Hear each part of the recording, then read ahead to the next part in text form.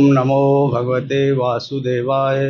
ओम नमो भगवते वासुदेवाय। ओम नमो भगवते वासुदेवाय। ओम नमो भगवते वासुदेवाय। ग्रंथराज भागवतम की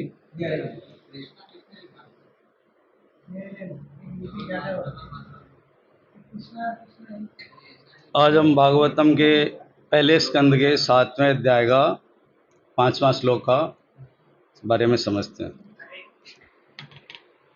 यया समोहित जीव आत्मानं त्रिगुणात्मकं परः अपि मनुते अनर्थम तत् कृतं च अभिपद्यते। यया समोहितो जीव आत्मानं त्रिगुणात्मकं परोपि मनुवर्थे अनर्थम तत्कृतं च विपद्यते। यया समोहितो जीव आत्मानं त्रिगुणात्मकं परोपि मनुनर्थम तत्कृतं च विपद्यते। यया समोहितो जीव आत्मानं त्रिगुणात्मकं परोपि मनुतेनर्थं तत्कृतं च विपद्यते।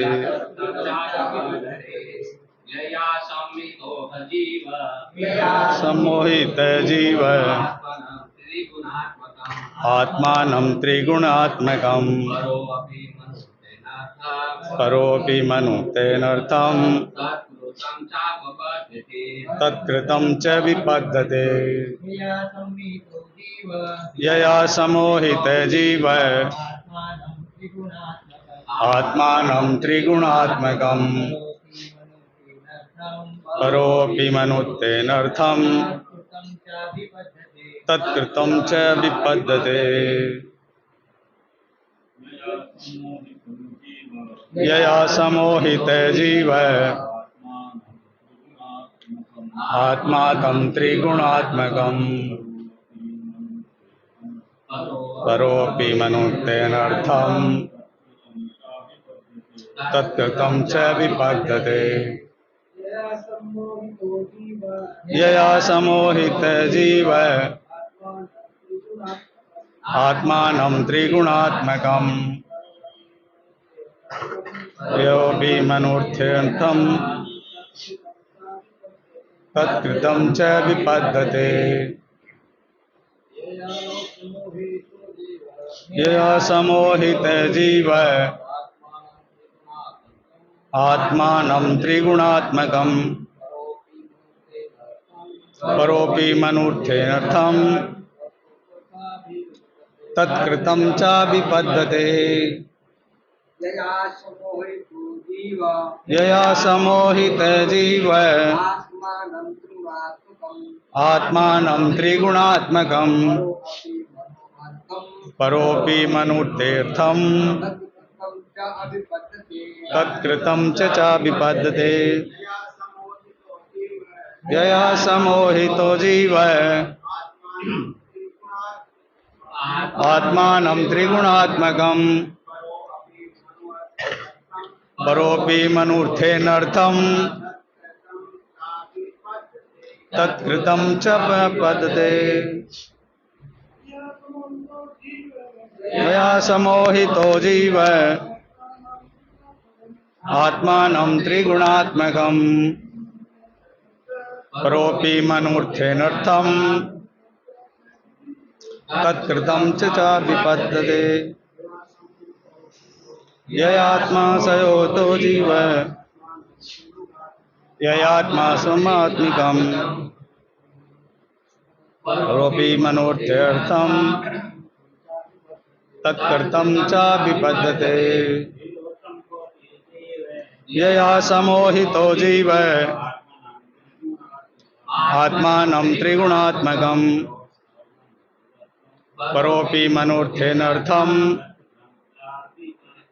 तत्कृतं च विपद्यते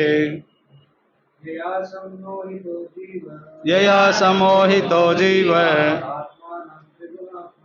आत्मानं त्रिगुणात्मकं परोऽपि मनोर्थेनर्थं तत्कृतं च विपद्यते। माताएं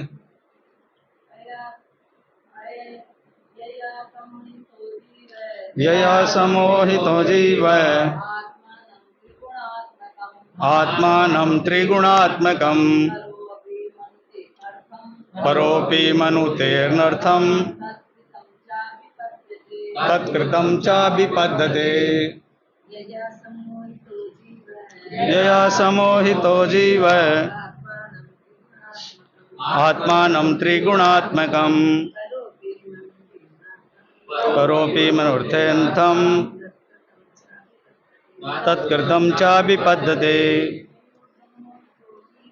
यया सम्मोहितो जीव आत्मानं त्रिगुणात्मकं करोऽपि मनोर्थेऽर्थं तत्कृतं च विपद्यते। यया जिससे, सम्मोहित है मोहग्रस्त, जीव है जीवात्माएं, आत्मानम सब, त्रिगुणात्मकम प्रकृति के तीनों गुणों से बद्ध अथवा पदार्थ का फल, परह दिव्य, अपि के होते हुए भी मनुते मान लेता है, अनर्थम अनचाही वस्तुएं, तत् उससे, कृतम च प्रतिक्रिया, अभिपद्यते भोगता है। यया समोहितो जीव आत्मानं त्रिगुणात्मकं परोऽपि मनुतेऽनर्थं तत्कृतं चाभिपद्यते। ओम अज्ञानतिमिरान्धस्य ज्ञानाञ्जनशलाकया चक्षुरुन्मिलितं तस्मै श्रीगुरुवे नमः। मनोभीष्टं स्थापितं येन स्वयं रूप कदा मह्यं ददाति सौपदान्तिकं वन्देऽहं श्रीगुरुं श्रीयुक्तं श्रीगुरून् वैष्णवं श्रीरूपं साग्रजातं सैगण्डरघुनाथान्वितं तं सजीवं सावद्वैतं सावधूतं परिजनसहितं कृष्ण चैतन्यदेवं श्री राधा कृष्ण पादान साकां। हे कृष्णा करुणा सिंधु दीनबंधु जगतपते गोपेश गोपिका कांत राधा कांत नमस्ते। तप्त कांचन गौरांगी राधे वृंदावनेश्वरी वृषभानु सुते देवी प्रणमामि। वंशा कल्पतरुभ्यश्च कृपा सिंधु एव च पतितानां पावनेभ्यो वैष्णवेभ्यो श्री कृष्ण चैतन्य प्रभु नित्यानंद श्री अद्वैत गदाधर श्रीवासादि हरे कृष्ण कृष्ण कृष्ण हरे हरे, हरे राम राम राम हरे हरे। सभी वैष्णव भक्तों को मेरा प्रणाम और मैं सभी से आशीर्वाद मांगता हूँ कि सब मेरे से बड़े हैं ज्ञान में उम्र में, तो मेरे को आशीर्वाद दें कि मैं गुरु परंपरा से बोलूँ और सिर्फ भगवान के यश का ही वर्णन करूँ। हरे कृष्ण।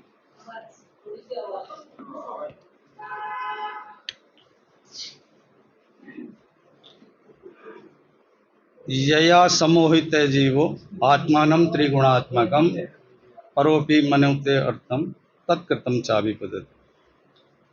अनुवाद एवं तात्पर्य। जीवात्मा तीनों भौतिक गुणों से परे होते हुए भी इस बहिरंगी शक्ति के कारण अपने आप को भौतिक पदार्थ की उपज मानता है और इस प्रकार भौतिक कष्टों के फलों को भोगता है। पिछले 4 श्लोक में हम लोगों ने पढ़ा कि सबसे पहले शौनक जी बोलते हैं, सुत गोस्वामी को पूछते हैं कि नारद जी के चले जाने के बाद व्यासदेव जी ने क्या किया। तो फिर दूसरे श्लोक में सुत गोस्वामी बोलते हैं कि उन्होंने उनसे सुनने के बाद अपने आश्रम जो सम्याप्रास नाम आश्रम है और ब्रह्म नद्या बोला नदी के, सरस्वती नदी के किनारे पर बैठ करके उन्होंने मतलब जो कि वो नदी मतलब भौतिक कार्यकलापों को वर्धन करने वाले है, उस पर वो समाधि बैठ गए। और फिर आगे बोलते हैं कि वहाँ उनका पेड़ मतलब बद्री के पेड़ लगे हुए थे, इसलिए उनको बादरायण मतलब बद्रिकाश्रम बोलते हैं, और उनका आश्रम है वो। वहाँ बैठ गए और फिर नदी में स्पर्श करके शुद्ध होकर के भगवान की भक्ति करने लगे। और भक्ति से उनको क्या हुआ, उन्होंने भगवान को देखा और भगवान के साथ भगवान की माया शक्ति जो उनके एकदम पीछे खड़ी हुई थी उनको देखा। अब उसके आगे हम लोग पढ़ते हैं। यया सम्मोहित है जीव, मतलब जिनसे किनसे, माया से सम्मोहित हो गए। सम्मोहित मतलब मोहग्रस्त, माया से मोहग्रस्त हो गए जीव। आत्मानम त्रिगुणात्मकम, प्रकृति के जो तीन गुण हैं, रजोगुण तमोगुण सतोगुण, तीनों गुणों से अपने को उस बांध में बंधा हुआ है, पास में बंधा हुआ, उस रस्सी में बंधा हुआ है, उसके कारण क्या करता है, अपने को मोहित कर लेता है, वो उससे मोह में बंध जाता है। पर दिव्य होते हुए भी, यद्यपि जीव दिव्य है कारण भगवान का अंश है, दिव्य होते हुए भी वो अपने को मान लेता, मतलब ऐसा भ्रम होता है, उसको मोह हो जाता है। अनचाही वस्तुओं, अनचाही वस्तु कौन सी है, अनचाही वस्तु मतलब अपना ये शरीर, जिसके चलते हमको सबसे मोह हो रहा है। और क्या करता है, प्रतिक्रिया, प्रतिक्रिया मतलब हम लोग को जो दुख मिल रहे हैं वो हमारी प्रतिक्रिया है। अब पद्धति भोगता है, मतलब जो हमारे मोह के कारण हम भगवान के अंश होते हुए भी, भगवान की अंश होते हुए हम दिव्य हैं, लेकिन अपने तीन गुणों के हिसाब से या भगवान की जो शक्ति हैं तीन, तटस्था शक्ति, बहिरंगा शक्ति, उनके अंतरंगा शक्ति, उनके चलते हम बहिरंगा शक्ति के पास में बंधे हुए हैं, जबकि तीनों शक्तियां भगवान की हैं। हम तटस्था शक्ति में आते हैं, जीव जो तटस्थ शक्ति में आता है वो चाहे तो बहिरंगा शक्ति में जा सकता है, चाहे तो अंतरंगा शक्ति में भी जा सकता है। लेकिन भगवान का एक बनाया हुआ है और हम लोग उसमें फंस गए हैं, बंध गए हैं, इसलिए हम बहिरंगा शक्ति भगवान की शक्ति है, वो हम लोग को सुधारने के लिए उसमें डालते हैं। जैसे एक कैदी को जेल में डाला जाता है कारण वो कानून का उल्लंघन करता है, वैसे ही हम लोग भगवान से विद्रोह करने के लिए हम हमारी मूल स्थिति से नीचे गिर गए, तो हमको सुधारने के लिए भगवान ने बहिरंगा शक्ति, भगवान की शक्ति है, उसमें हमको बांधे हुए हैं, और वो चाहते हैं कि हम सुधर करके वापस भगवत धाम जाएं। इसका मेन मतलब यही है। देखिए, मैंने थोड़ा सा प्रयास किया, जैसे प्रभु जी बताते हैं हम लोगों को कि चक्रवर्ती पाद ने क्या बोला, तो मैंने एक पुस्तक में से लिखा है कि निसंदेह भगवत रूप, भगवत गुण, भगवत लीला आदि के माधुर्य के वर्णन के लिए भगवान का दर्शन अपेक्षणीय है, मतलब बहुत मुश्किल है। परंतु श्री व्यासदेव जी का माया दर्शन का क्या प्रयोजन था। व्यासदेव जी तो दिव्य थे, भगवान के सत्यावेश अवतार हैं, उनका यही प्रयोजन है कि हम लोग जो बहिरंगा शक्ति के पास में बंधे हुए हैं उनको येन केन प्रकारेण, जो मैं लिख रहा हूँ, जो बोल रहा हूँ, उनको सुनकर के लोग बाहर निकलें। यदि ये प्रश्न हो तो इस पर ये यया समोहित श्लोक कह रहे हैं कि जो मोहित लोग हैं वो कैसे भी बाहर आए। श्रीमद् भागवतम को आरंभ करने की अभिलाषा जीव जो कि माया के रोग से ग्रस्त है, वह किस प्रकार भगवान से माधुर्य का स्वयं आस्वादन कर पाएगा। अतएव उसके रोग दर्शन के बिना चिकित्सा संभव नहीं है। गुरु जी ने हम लोग को 2 श्लोक के पहले ही बोला था कि सबसे पहले जरूरी है कि हमको क्या तकलीफ है, हमको क्या रोग है। रोग होगा तो उसकी कोई औषधि होगी, लेकिन हम लोग इतने दुर्भाग्यशाली हैं कि हमको पता है कि हम ये रोग से ग्रसित हैं, और ये भी पता है कि ये इलाज है, ये इसकी औषधि है, लेकिन हम लोग उसको स्वीकार नहीं कर रहे हैं। इसमें यही व्यासदेव जी बोल रहे हैं, उसके रोग दर्शन के बिना चिकित्सा संभव नहीं है। लेकिन हम लोग को तो रोग का पता लग गया, फिर भी हम चिकित्सा नहीं ले रहे हैं। तथा चिकित्सा के बिना रोगी के लिए किस प्रकार औषधि और पथ्य की व्यवस्था हो पाएगी। पथ्य मतलब परहेज, जो डॉक्टर बोलते हैं ना, ये दवा लेनी है, ये खाने के बाद लेनी है, ये खाने के पहले लेनी है, और ये चीज़ नहीं खानी है। लेकिन हम लोग को बोला गया है कि भाई 4 नियमों का पालन करना है, 16 माला करनी है, गुरु के आदेशों का पालन करना है। लेकिन हम लोग उसमें कुछ न कुछ कमियां, त्रुटियां या लापरवाही करते ही जाते हैं, तो ये फिर हमारा इलाज नहीं हो पाएगा, हम बीमार ही रहेंगे। और भगवत गीता में एक जगह है, अब्रह्म भुवन लोका पुनरावर्तिनो अर्जुन मामू पेते तो कौनते पुनर्जन्म न विदति। तो सबसे बड़े जीव ब्रह्मा से लेकर सबसे छोटा जीव जो चींटी है, सब इस 84 के चक्कर में लगे हुए हैं। जब तक हम लोग भगवान की शरणागति, गुरु के आदेशों का पालन नहीं करेंगे, तब तक पुनरावर्तन का चक्कर लगा ही रहेगा। वापस आएंगे, वापस जन्मेंगे, वापस किस कौन से जन्म लेंगे पता नहीं, कुत्ता, बिल्ली, भेड़िया, कुछ भी ले सकते हैं, जो हमारे कर्मों के हिसाब से। कारण ऊपर देवता बैठे हुए हैं, कर्मणा देव नेत्रेण, वो हमारे कर्मों को नोट कर रहे हैं, उस हिसाब से हमको अगली योनि मिलेगी। लेकिन अब हमारे पास गोल्डन अपॉर्चुनिटी है, सुनहरा मौका है कि बहुत जन्मों के बाद दुर्लभ मानुष से जन्म है वो मिला है। और इसमें हम लोगों को बताया गया है, इतने इतने बड़े आचार्य हमको टीकाएं लिख के भेज रहे हैं। व्यासदेव जी ने कितनी मेहनत करके, प्रभुपाद जी ने कितनी मेहनत करके भागवतम दी है, गीता दी है, इनको पढ़ करके हमको रोज शिक्षा गुरु, दीक्षा गुरु मार्गदर्शन देते हैं, और हम इससे बाहर निकल सकते हैं। यही उपाय है, औषधि है ये औषधि को हम ग्रहण करके, स्वीकार करके, पूर्ण शरणागत होकर के इससे हम बाहर निकल सकते हैं। यया समोहित अर्थात माया के द्वारा बद्ध जीव सम्यक रूप से मोहित हो जाता है, मतलब पूरी रूप से वो उसमें मोहित हो जा रहा, बाहर निकलने का सोच ही नहीं रहा है। अर्थात स्वरूप के आवरण और विक्षेप द्वारा इस जगत में भ्रमण करता है। आवरण और विक्षेप दो दिया, ये भगवान की शक्तियां हैं, आवरणिका शक्ति और प्रेक्षात्मक शक्ति। आवरणिका शक्ति मतलब वो आवरण में हम लोग को बांध रखा है, तो हम लोग बाहर निकल नहीं पा रहे हैं। ये दोनों शक्तियों के आवरण और विक्षेप द्वारा इस जगत में भ्रमण करता है। नित्य कृष्णदास स्वरूप अपने स्वरूप के आच्छादन के द्वारा माया के दासत्व को प्राप्त होता है। नित्य स्वरूप कृष्णदास लिखा है, मतलब हम लोग भगवान कृष्ण के नित्य दास हैं।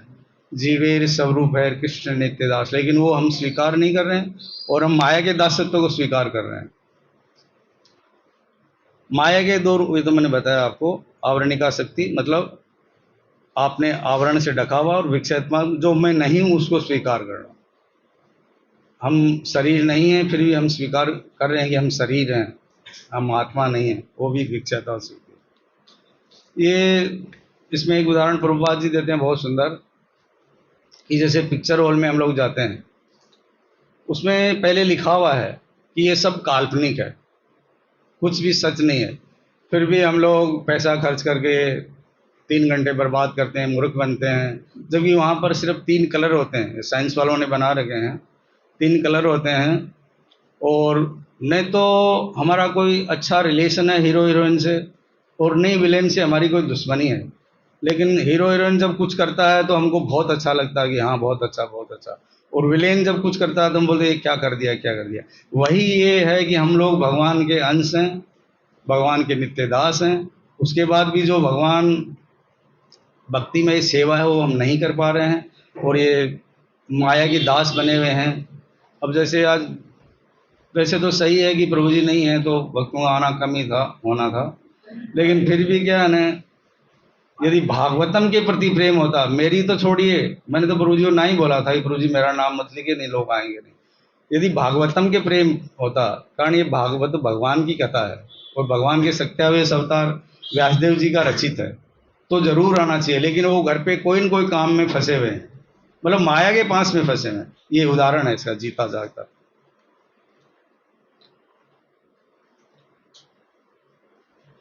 चलिए हम प्रभुपाद जी का तात्पर्य देखते हैं। यहाँ पर भौतिकवादी जीवों के कष्ट का मूल कारण थे, उसके उपाय के रूप में जो कार्य करने चाहिए उनके बारे में बताया गया है। मतलब कष्ट हम लोग को बताया कि ये शरीर मिला और शरीर के हिसाब से हम लोग मोहित हो रहे हैं, ये मेरा है, मैं और मेरा में उलझे हुए हैं, यही बताया है। और साथ ही साथ परम सिद्धि का वर्णन भी हुआ। साथ में ये भी बताया हुआ है कि भगवान परम सत्य हैं और हमको उनकी शरण में जाने चाहिए। इन सब का उल्लेख इस श्लोक में हुआ है। जीवात्मा भौतिक रूप से, भौतिक पास से परे है, कारण हम भगवान के अंश हैं, तो ये पक्का है कि हम भी दिव्य ही हैं, लेकिन हम भौतिक पास से परे हैं, लेकिन उसको हम जानबूझ करके गले का फांस बना रखा है। किंतु अभी वह बहिरंगी शक्ति द्वारा बंदी बना लिया गया है, अतएव वह अपने आप को भौतिक पदार्थ की उपजों में से एक मानता है। अतएव इस अपवित्र संपर्क के कारण विशुद्ध आध्यात्मिक जीव भौतिक प्रकृति के गुणों के अधीन कष्ट सहता है। एक्चुअली क्या है, हम भगवान के अंश हैं, लेकिन इसमें साफ यही लिखा हुआ है ना कि हम अपने आप को भौतिक पदार्थ की उपज मानते हैं। वो नहीं है चैतन्य चरितामृत एक श्लोक, कृष्ण भूलिया जे, कृष्ण को हम भूल गए हैं, इसलिए इस में दुख पा रहे हैं। दुख का मूल कारण यही है।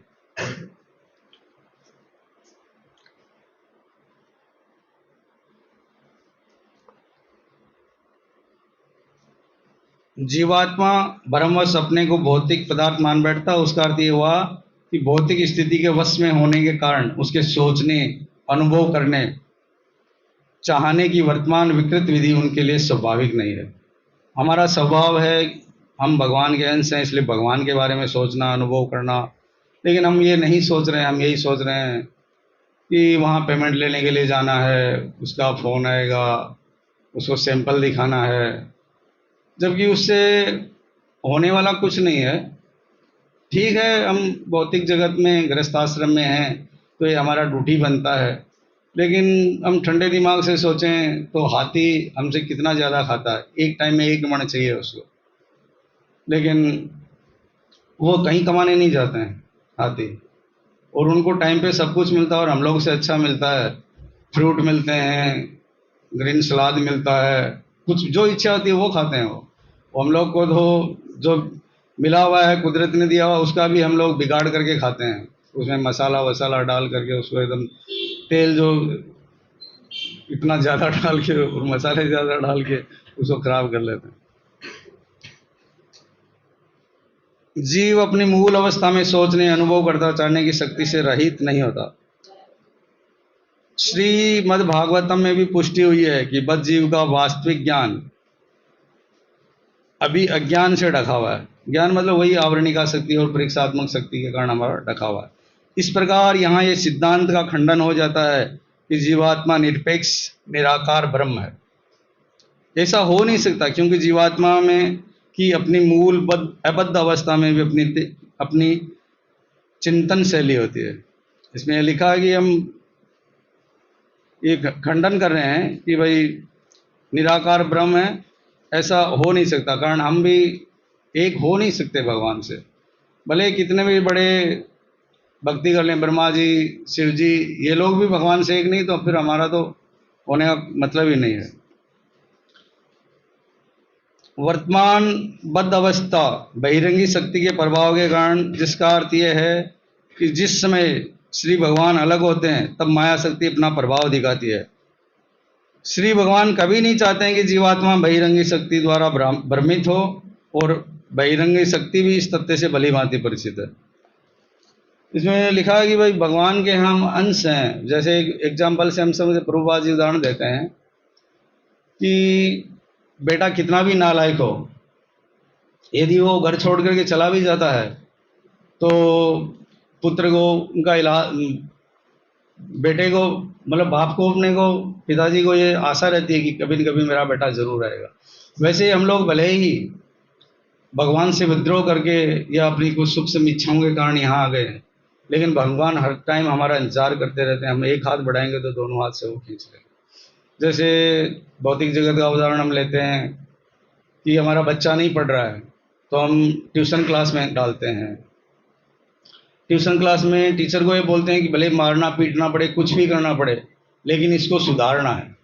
वैसे ही ये बहिरंगा शक्ति भगवान की एक शक्ति है और हम लोग को सुधारने के लिए भेजा हुआ है। ये सुधारने का ग्रह है, सुधार ग्रह है।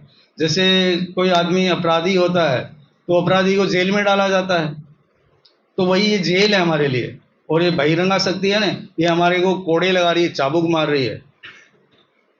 लेकिन हम समझने का प्रयास करें तब कि हाँ ये कोड़े मार रही है बहिरंगा शक्ति।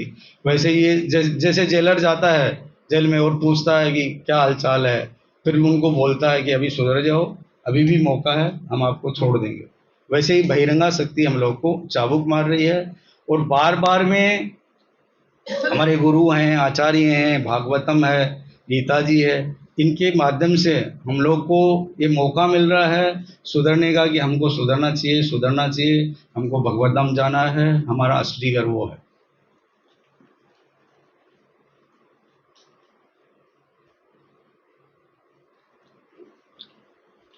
जिसका अर्थ यह है कि श्री भगवान अलग होते हैं तब माया शक्ति अपना प्रभाव दिखाती है। उसमें पिछले श्लोक में लिखा ही था ना कि भाई भगवान को देखा और भगवान की शक्ति को भी देखा, तो शक्ति थोड़ी सी पीछे थी माया शक्ति। तो यही बोलते हैं कि भगवान जब अलग होते हैं थोड़ा सा होते ही माया शक्ति अपना अधिकार जमा लेती है और अपने को अपने फेवर में। प्रभुपाद जी लेक्चर में बहुत मतलब एकदम स्ट्रांगली बोलते हैं कि माया बोलती है कि मेरे पास आ जाओ और लात खाते रहो मेरी, एकदम यही शब्द यूज करते हैं कि मेरे पास आओ और मेरी लात खाते रहो। लेकिन हम लात खाने के लिए भी उसके पास जाते हैं। तब माया शक्ति अपना प्रभाव दिखाती है। ये भी पिछली बार बताया था कि जब भगवान नहीं होते तो ही माया शक्ति सूर्य सम प्रकाश, मतलब सूर्य प्रकाश के समान है। जब सूर्य नहीं रहता तभी अंधेरा आता है। वही है, जब भगवान को हम याद नहीं करते हैं, भगवान का गुणगान नहीं करते हैं, भगवान की माला नहीं करते हैं, तब हमारे ऊपर माया अपना असर दिखाती है। यदि हम भगवान के कार्य में एंगेज रहेंगे, उसी कार्य में लगे रहेंगे। अब कल का दिन था, पूरे दिन हम लोग लगे रहे, दो रथ यात्राएं थी। कितने सौभाग्यशाली थे हम लोग कि घर में कोई काम नहीं तो कोई न कोई लफड़ा घर में रहता है। मैं मेरा ही बता दूं, मैं 6 बजे निकल गया था कि अब मैं प्रभु जी का फ़ोन आया था कि आपको लेक्चर देना, तो मैं देखा थोड़ा सा तैयारी कर लूँ। मैं आया तो मेरे घर पे 15 गेस्ट बैठे हुए थे, तो मैं कोई तैयारी नहीं कर पाया। भले उनकी सेवा नहीं की, लेकिन उनके बातें तो करनी पड़ी मेरे को।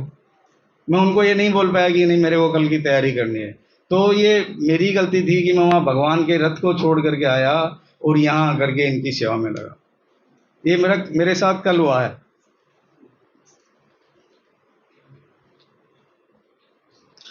श्री भगवान कभी नहीं चाहते हैं कि जीवात्मा बहिरंगी शक्ति द्वारा भ्रमित हो जाए।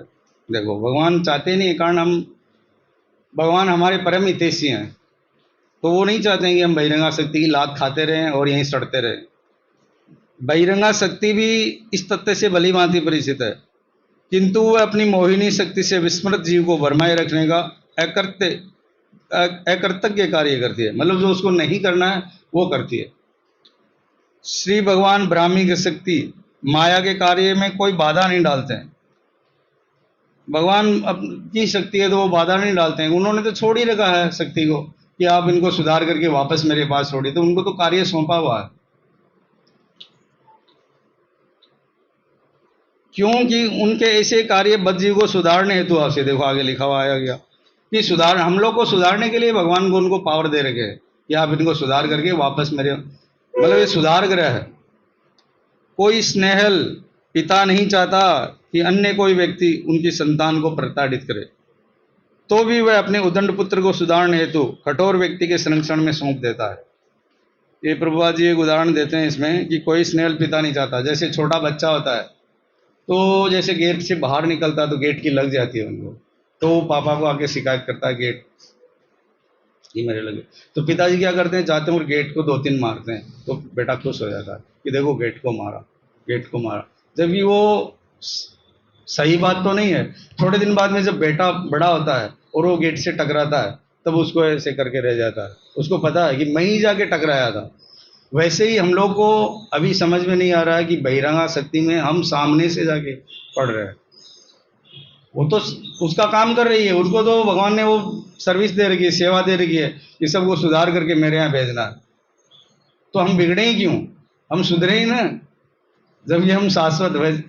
प्रभुपाद जी एक और उदाहरण देते हैं, जैसे पानी की बूंद ऊपर से आती है तो एकदम शुद्धाति शुद्ध रहती है, लेकिन जैसे ही वो पृथ्वी पे मट्टी पे स्पर्श करती है वो दूषित हो जाती है।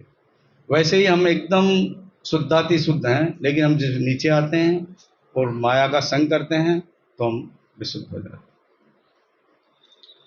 और श्रीमद् भागवतम में भी इस कथन से स्पष्ट है कि वही बहिरंगी शक्ति पूर्ण रूप से भगवान के समस्त निकृष्ट पद पर रहती है। पूर्ण व्यक्ति या श्री भगवान तक माया शक्ति पहुंच भी नहीं पाती। देखो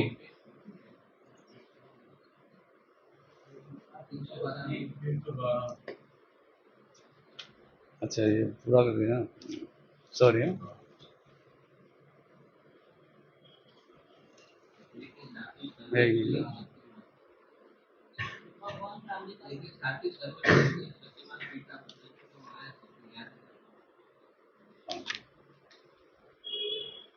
लेकिन साथ ही सर्वस्नेहल सर्वशक्तिमान पिता बच्चियों को माया शक्ति से चंगुल के छुटकारा दिलाने हेतु उत्सुक रहते हैं। राजा अवज्ञाकारी नागरिकों को बंदी गृह की चार दीवारी में अंदर डाल देता है, लेकिन कभी कभी बंदी को राहत देने की इच्छा से स्वयं बंदी गृह जाता है और उनसे सुधारने हेतु कहता है, और उसके ऐसा करने से बंदी को मुक्त कर देता है। अभी मैंने बताया था आपको कि जेल में डाल देता है और वो खुद जाते हैं, जेलर जाते हैं, राजा भी जाता है कि भाई सुधर जाओ, अभी भी मौका है, तो आपको वापस हम छोड़ देंगे। इसी प्रकार परम भगवान अपने राज्य में माया शक्ति के राज्य में अवतरित होकर श्रीमद् भगवद गीता के रूप में स्वयं राहत देते हैं, जहां वे व्यक्तिगत रूप से सुझाव देते हैं कि यद्यपि माया शक्ति पर विजय पाना दुष्कर है, तो भी यदि कोई श्री भगवान के चरण कमलों में शरण में आता है तो श्री भगवान के आदेश से वह मुक्त हो सकता है। मतलब भगवान भगवद गीता में एक जगह बोलते हैं ना, 7वें अध्याय के 14 नंबर श्लोक है सर, देवी हैषा गुणमयी मम माया दुरत्या मामे भी प्रपदन्ते माया में तम। ये जो माया शक्ति है देवी, ये मेरी ही शक्ति है, लेकिन उसको पार करना बहुत दुष्कर है, बहुत मुश्किल है। यदि मेरी शरणागत आओगे तो आप उसको जीत पाओगे, यही इसमें लिखा हुआ है। शरणागति की ये विधि माया के भ्रामक प्रभाव से छुटकारा पाने का उपाय है। जो शरणागति की विधि है, गुरु को हम शरण लेते हैं, भगवान की जो शरण लेते हैं, कि ये एक विधि है कि इसके तरीके से हम ये भगवान की जो बहिरंगा शक्ति है उसका छुटकारा पा सकते हैं। शरणागति की ये प्रक्रिया संघ के प्रभाव से पूरी होती है। ये हम लोगों को बार बार बताया गया है कि भक्तों का संग करिए, भक्तों का संग करिए, भक्तों का संग करेंगे तो हमको ये मिलेगा। लिखा ना, प्रक्रिया संघ के प्रभाव से पूरी होती है। ये भागवतम में भी एक 3रे अध्याय में श्लोक पूरा मेरे को याद नहीं आ रहा है, लेकिन सताम प्रसंगान मम समृद्धि, ये श्लोक है। उसका अर्थ है कि भक्तों के संग से, भगवान के बड़े आचार्यों के संग से हम ये जो इसमें फंसे हुए हैं, तो उनका संग करने से हम भगवान की दिव्य लीलाओं के बारे में, भगवान के गुणों के बारे में हम जान सकते हैं और इस भौतिक जगत से बाहर निकल सकते हैं। मेरे को पूरा याद नहीं आ रहा, 3रे अध्याय का 25वें, 3रे स्कंद का 25वें का 25वां, पहले याद था लेकिन अब भूल गया हूँ।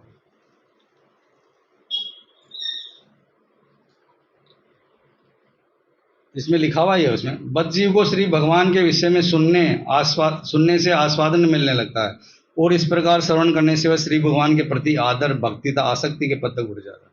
यही उसका जो मैंने बताया ना अध्याय में श्लोक भूल गया था, उसका यही मतलब। और भगवान के बारे में सुनने से पहले स्कंद के 2रे अध्याय में भी है, श्रवणताम सवगता पुण्य श्रवण कीर्तन हृदय तु हई भद्रोणी सूर्यत सुशाम। मतलब हम भगवान के बारे में सुनने से, भगवान की सुनने के बारे में सुनने से, तो हमारी हृदय की जो ग्रंथियां हैं वो शुद्ध हो जाएंगी, वो कट जाएंगी हृदय की ग्रंथियां। शरणागति की विधि से सब कुछ पूरा हो जाता। देखो कितना जबरदस्त दिया कि शरणागति विधि से। लेकिन शरणागति का ये मतलब नहीं कि जब प्रभु जी आए तब तो प्रभु जी से इतनी मीठी मीठी बातें करें, इतने धीरे बोलें कि प्रभु जी को भी सुन नहीं रहा है, कारण हम विनम्रता वहाँ पर बता रहे हैं। और प्रभु जी नहीं है तो फिर अरे तुम कहाँ था, क्या कर रहा था, ये मतलब टोन ही चेंज हो जाती है। प्रभु जी के पास तो टोन अलग रहती है, उसको शरणागति नहीं बोलते हैं। प्रभु जी की एब्सेंट में भी प्रभु जी की जो आज्ञाएं हैं उनको हम अवलोकन करना चाहिए कि हाँ प्रभु जी ने ये बोला है, प्रभु जी ने ये बोला है। भले ही प्रभु जी आज भागवतम क्लास में नहीं है, लेकिन प्रभु जी का आदेश है कि सबको आना है, तो हम लोग को आना चाहिए, सुनना चाहिए, कारण ये प्रभु जी का आदेश है। भले हंसदूत को कुछ आता नहीं आता, लेकिन प्रभु जी ने बोला है कि सबको आना तो आना। यहाँ पर श्री व्यासदेव जी के अवतार रूप में श्री भगवान ने यही सुझाव रखा। इसका अर्थ यह हुआ कि श्री भगवान द्वारा बद्ध जीवों का दोनों प्रकार से उद्धार किया जाता है। एक तो श्री भगवान की बहिरंगा शक्ति द्वारा दंडित होकर, तथा दूसरी ओर श्री भगवान द्वारा अंतस्तः और बाह्य गुरु बनकर। भाई ये भगवान के ही बनाए हुआ है कि भगवान की शक्ति है, भगवान ने ये दोनों सिस्टम डेवलप किए हैं कि भाई आप बहिरंगा शक्ति आपको सुधार करके भेजेगी, और दूसरी तरफ से बाह्य रूप से गुरु हमको मिलते हैं, गुरु हमको आदेश देते हैं। और एक वो छठे स्कंद में है भी ऐसा, तस्मात् परपद्येत गुरु श्रेय उत्तम। यदि आपको कुछ अच्छा जानना, श्रेय उत्तम जानना है तो गुरु की शरण में जाओ। गुरु की शरण में जा करके आप गुरु से पूछ सकते हैं विनय भाव से। तद विधि प्रणिपाते न प्रश्न न सेवया उपदेश संदित ज्ञानम ज्ञानी न तत्व। कारण उन्होंने तत्व का दर्शन किया है, उन्होंने भगवान को जाना है, तो हमको बता सकते हैं कि क्या करना क्या नहीं करना, लेकिन विनम्र भाव से।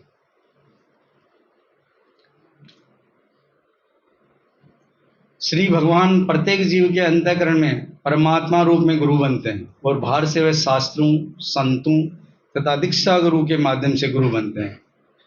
ये देखो एकदम साफ लिखा हुआ है कि प्रत्येक जीव के अंतःकरण में परमात्मा रूप में, भगवत गीता में 2-3 जगह लिखा हुआ है, सर्वस्य चाहम हृदय सन्निविष्टो। वो हमारे हृदय में बैठे हुए हैं परमात्मा रूप में। और 18वें अध्याय में भी ईश्वर सर्वभूतानाम हृदयेषु अर्जुन तिष्ठति, हमारे हृदय में बैठे हुए ही हैं। और वो हमको कुछ हम गलत करते हैं तो अंदर से परमात्मा रूप में नाम ही बोलते हैं कि ये मत करो मत करो, लेकिन मन हमारा इतना ज़्यादा चंचल है, वो करने के लिए तैयार हो जाता। तो हम मन की मानते हैं, परमात्मा रूप जो परमेश्वर बैठे हुए हैं उनके हम नहीं मानते हैं। मन तो बहुत ज़्यादा चंचल, 1 मिनट में पेरिस पहुंच जाएगा, 1 मिनट में लंदन पहुंच जाएगा। जो परमात्मा बोलते हैं वो हम नहीं करते हैं। और बाहर से वे शास्त्रों, जैसे गीता है, भागवतम है, चैतन्य चरितामृत है, संतों तथा दीक्षा गुरु के रूप में गुरु बनते हैं। वेदों में, केन उपनिषद में देवताओं की नियंत्रण शक्ति के संबंध में ब्राह्मिका शक्ति के व्यक्तिगत अधिक्षण की पुष्टि की गई है। यहाँ पर यह भी स्पष्ट कहा गया है कि जीवात्मा बहिरंगी शक्ति द्वारा व्यक्तिगत रूप से नियंत्रित होता है। एकदम साफ लिखा हुआ है कि बहिरंगा शक्ति हम लोग को कंट्रोल कर रही है। इस प्रकार जो जीव बहिरंगी शक्ति के नियंत्रण में आ जाता है वह भिन्न रूप से अवस्थित हो जाता है। मतलब वो, उसका दिमाग एक जगह ठिकाने नहीं रहता, फिर वो बहिरंगा शक्ति उसको भरमाती रहती है। नाम ही बहिरंगा शक्ति है, भरमाती रहती है। फिर भी श्रीमद् भागवतम के इस कथन से स्पष्ट हो जाता है कि वही बहिरंगी शक्ति पूर्ण रूप से भगवान के समक्ष निकृष्ट पद पर रहती है। भगवान की वो एकदम निकृष्ट शक्ति है, इसमें एकदम साफ लिखा हुआ है। उसके बाद भी हम भगवान को स्वीकार नहीं कर रहे हैं, निकृष्ट शक्ति को स्वीकार कर रहे हैं, तो हमारी गलती है।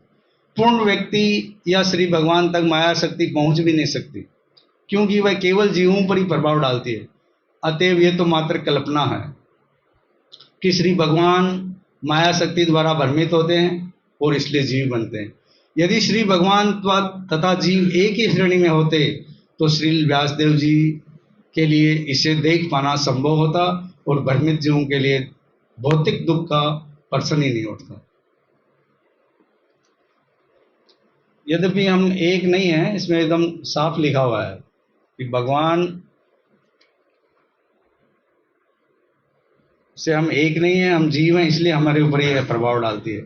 जबकि हैं हम अचिंता वेदावेद तत्व के हिसाब से भगवान के अंश, तो हमको इनके कंट्रोल में रहना नहीं चाहिए। लेकिन हमारी कुछ गलतियां हैं या हम मोह में पड़ते हैं, इसलिए इनके चक्कर में आ जाते हैं और इसी चक्कर लगाते रहते हैं। अतएव अनेक अद्वैतवादियों द्वारा श्री भगवान तथा जीव को एक ही श्रेणी में रखने का प्रयास छिछोरी कल्पनाएं हैं। जैसे नहीं बोलते हैं कि भगवान, ये स्वामीनारायण संप्रदाय वाले भी बोलते हैं शायद कि हम भी भगवान हो सकते हैं। बोले हमारे जो गुरु हैं ये भगवान हैं, तो उनको ही मानते हैं, भगवान को नहीं मानते। जबकि उनकी शिक्षा पत्री में साफ लिखा हुआ है कि भगवान की ही सेवा हमको करनी है। यदि श्री भगवान का जीव एक से ही होते तो श्री सुखदेव गोस्वामी श्री भगवान की दिव्य लीलाओं का वर्णन करने का कष्ट न उठाते, क्योंकि ये सब माया शक्ति की अभिव्यक्तियां होती हैं। इसमें तो साफ बोला हुआ है कि भाई एक ही होते तो श्री व्यासदेव जी इतना कष्ट ही नहीं उठाते। कितना समय लगा होगा इतने सब बहुत सारे ग्रंथों का अध्ययन करके और सब शास्त्रों को निचोड़ करके श्री भागवतम लिखी है, तो कितनी ज़्यादा मेहनत लगी है उनको। श्रीमद् भागवतम माया के चंगुल में कष्ट पाने वाली मानवता के लिए रामबाण उपचार। देखिए कितना बड़ा इलाज बताया है। पहले ये बताया था कि हमारी बीमारी क्या है। हमारी बीमारी है कि हम बहिरंगा शक्ति माया मोह के चक्कर में पड़े हुए हैं। अब ये इलाज बताया है कि श्रीमद् भागवतम माया के चंगुल में कष्ट पाने वाली मानवता के लिए रामबाण उपाय। नहीं बोलते हैं कि ये रामबाण उपाय ये कर लो फिर कुछ भी करने की जरूरत नहीं। वैसे इसमें बताया श्री भागवतम की शरण में आ जाओ, भागवतम पढ़ो, लेकिन मन से। अतएव श्री व्यासदेव जी ने सर्वप्रथम बद्ध जीवों के वास्तविक रोग का पता लगाया। व्यासदेव जी ने सबसे पहले ये पता किया कि रोग क्या है। फिर ये बता रहे हैं, रोग तो बता दिया कि हम लोग बहिरंगा शक्ति के माया के मोह में पड़े हुए हैं। अब ये उपाय बताया है कि जो बहिरंगा शक्ति द्वारा भ्रमित होना, उन्होंने पूर्ण परम पुरुष के भी दर्शन किए, जिनसे माया शक्ति दूर रहती है। यद्यपि उन्होंने रुग्ण बद्ध जीवों तथा रोग के कारण दोनों को देखा। पिछले श्लोक में बताया था ना कि उन्होंने ब्रह्मपूर्ण भगवान को देखा और भगवान के पीछे भगवान की जो माया शक्ति है उनको देखा। तो उन्होंने यही बताया कि भगवान को भी देखा और माया शक्ति को भी देखा। तो हमारी जो माया शक्ति है उसके चक्कर में हमें इसमें बताया ना, यद्यपि उन्होंने रुग्ण बद्ध जीवों तथा रोग के कारण को भी देखा। रोग का कारण हमारा है वही माया शक्ति, मतलब भगवान के एकदम पीछे खड़ी हुई है। जैसे ही भगवान को हम 1 मिनट के लिए भी भूलते हैं, माया फटाफट अपने झापट मार के अपने फेवर में कर लेते हैं। ये आ जाओ। रोग के उपचार की विधियां अगले श्लोक में सुझाई गई। निसंदेह भगवान तथा जीव दोनों ही गुणवत्ता की दृष्टि से समान है। बताया हुआ है कि भगवान किस गुणवत्ता की दृष्टि से बताया हुआ है, लेकिन तुलनात्मक दृष्टि से हम एक नहीं है। जैसे प्रभुपाद जी उदाहरण देते हैं सूर्य का और सूर्य की किरण का, चांद का और चांदनी का। लेकिन श्री भगवान माया शक्ति के नियंता हैं। नियंता मतलब वो उनके कंट्रोल में कार्य करती है, जबकि जीव इस माया शक्ति द्वारा नियंत्रित होता है। माया शक्ति उनके द्वारा कंट्रोल हो रही है और हम लोग माया शक्ति द्वारा कंट्रोल हो रहे हैं। इस प्रकार श्री भगवान तथा जीव एक साथ अभिन्न तथा भिन्न है। मतलब ये अचिंत्य भेदाभेद तत्व है कि हम एक होते हुए भी अनेक हो रहे हैं। यहाँ एक और बात विशेष है, श्री भगवान तथा जीव के बीच का सनातन संबंध दिव्य है, अन्यथा ये माया के चंगुल से बद्ध जीवों का उद्धार करने का कष्ट नहीं लेते। कारण भगवान के अंश हैं, इसलिए भगवान हमारे बारे में यही सोचते हैं, इसीलिए तकलीफ कर रहे हैं कि भाई ये कैसे भी मेरे पास आए। प्रभुपाद जी उदाहरण देते हैं कि पूरा परिवार मेले में गया हुआ था, बच्चा खो जाता है, तो उनके पिताश्री पहले खुद ढूंढने का प्रयास करते हैं। फिर वहाँ जो पुलिस कंट्रोल रूम बना हुआ वहाँ पर एप्लीकेशन देते हैं कि मेरा बच्चा खो गया है। कारण उन बच्चे से उनको लगाव है कि मेरा बच्चा खो नहीं जाए। वैसे ही भगवान को हमारे प्रति लगाव है, हमारे हितैषी हैं, इसलिए वो चाहते हैं कि भले ही ये बहिरंगा शक्ति माया की लात खा के भी मेरे पास आए, उनको काम सौंप रखा। वो पुलिस का कार्य कर रही है बहिरंगा शक्ति कि आप कैसे भी भगवान के पास जाएं। इसी प्रकार से जीव को भी श्री भगवान के प्रति अपनी स्वाभाविक प्रेम तथा स्नेह को जगाने की आवश्यकता रहती है। वही मेले वाला उदाहरण इसमें लागू होता है। और जीव की यही सर्वोच्च सिद्धि है और ये सबसे बड़ा कार्य है कि हमको उसके प्रति सोचना चाहिए कि हम जाएं, भगवान के धाम जाएं। तो भगवान के धाम जाने के लिए हमको जो क्वालिफिकेशन है वो हमारे में होनी चाहिए ना। भगवान की शरणागति स्वीकार करनी पड़ेगी, भगवान का नाम लेना पड़ेगा, भगवान के दिव्य रूप का दर्शन करना पड़ेगा। जो पारदर्शी माध्यम है गुरु, उनकी शरण ग्रहण करनी पड़ेगी, वो जो बोले वो करना पड़ेगा। कारण वो कोई ऐसा कार्य नहीं करेंगे मेरे घर पे आके कपड़े धोने, वो यही बोलेंगे भगवान की भक्ति कैसे करनी है। तो उनकी जो भी बोले वो करना चाहिए, यही हमारी सर्वोच्च सिद्धि है। जीवन के इसी लक्ष्य को ध्यान में रखकर श्रीमद् भागवतम में बद्ध जीवों का वर्णन हुआ। और भागवतम हमारे लिए इसीलिए लिखी गई है, तो हमको एकदम से ध्यान लगा करके पूर्ण एकदम शांति से बैठ करके भागवतम का पढ़ना चाहिए और सुनना चाहिए। हरे कृष्णा। सभी भक्तों को मेरा प्रणाम। वांछा कल्पतरुभ्यश्च कृपा सिंधु एव च पतितानां पावनेभ्यो वैष्णवेभ्यो नमो नमः। तो जिस भगवान की शक्ति के बारे में थोड़ा सा लिख के लाया था, लेकिन अब टाइम अब हो गया, 9:45 बज गया है।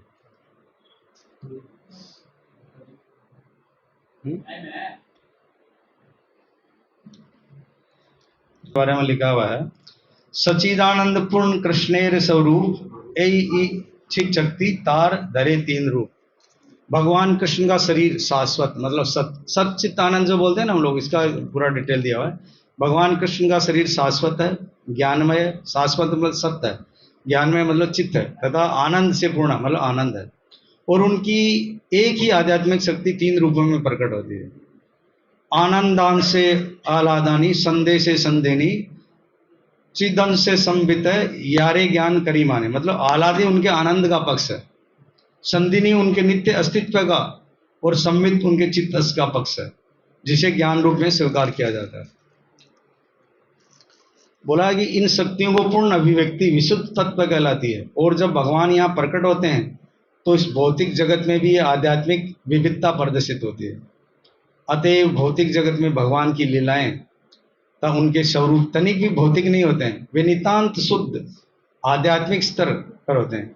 भगवत गीता में भी पुष्टि हुई है कि जो भी श्री भगवान के प्राकट्य कार्यों एवं तिरोधान की दिव्य प्रकृति को समझता है, वह इस जगत के वर्तमान अस्थायी निवास को छोड़ने पर भौतिक बंधन से मुक्त होने की योग्यता प्राप्त कर लेता है। याद आ रहा है ना, जन्म कर्म च में दिव्यम एवं यो वेति तत्वतः त्यक्त्वा देहम पुनर्जन्म नेति मामेति सोलम। वह पूर्ण पुरुषोत्तम भगवान का सानिध्य प्राप्त करने और अपने तब भगवान के बीच, भगवान और भगवान जीव के बीच में बताया, आह्लादानी शक्ति के कार्यकलापों का आदान प्रदान करने के लिए आध्यात्मिक जगत में प्रवेश कर सकता है। वहाँ आध्यात्मिक जगत में आनंद ही आनंद है।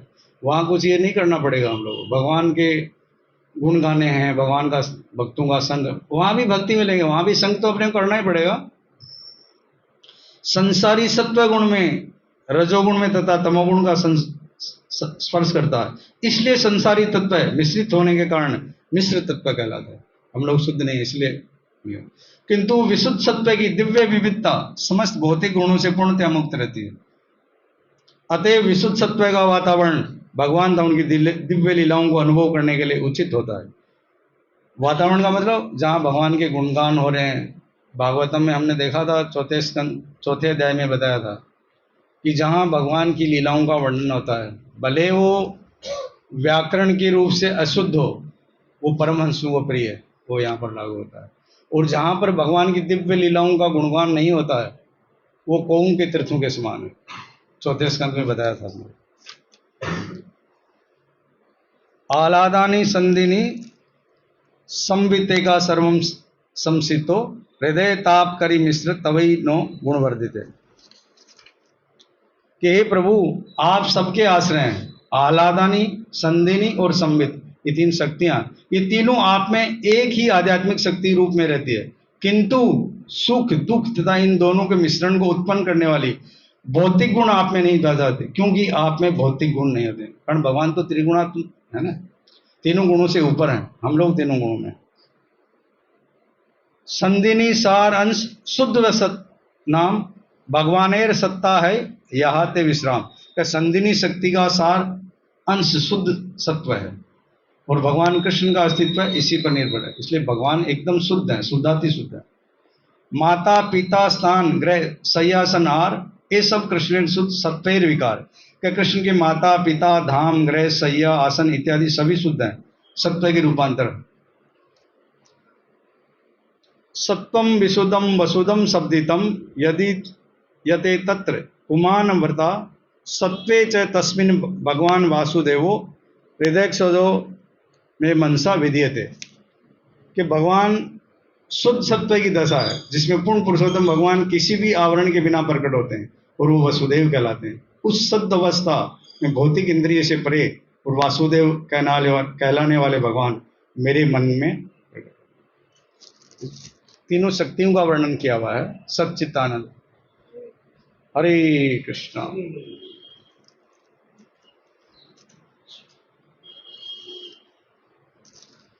अब कल हो सकता है हम लोग प्रभु जी के मुखारविंद से सुने।